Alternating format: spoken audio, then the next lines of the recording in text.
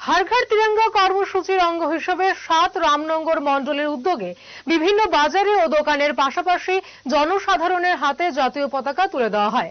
আজ থেকে আগামী 15 আগস্ট পর্যন্ত রাজ্যের প্রতিটি ঘর, ব্যবসায়ী প্রতিষ্ঠান, সরকারি বেসরকারি দপ্তরে যাতে জাতীয় পতাকা উত্তোলন করে দেশপ্রেমের ভাবনাকে জাগ্রত করে তোলা যায় সেই লক্ষ্যে এই উদ্যোগ নেওয়া হয়েছে বলে জানান আগরতলা পুর নিগমের 15 নম্বর ওয়ার্ড কর্পোরেটর নিবাস দাস।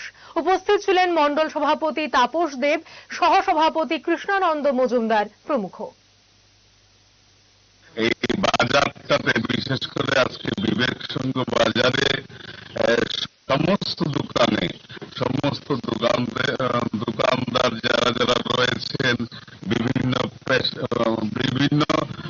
ক্যাটাগরির দোকানদার রয়েছেন, মাছ বিক্রেতা রয়েছেন, সবজি বিক্রেতা রয়েছেন, ফুল বিক্রেতা রয়েছেন, সকলের কাছে আমরা একটি করে পতাকা দিয়েছি।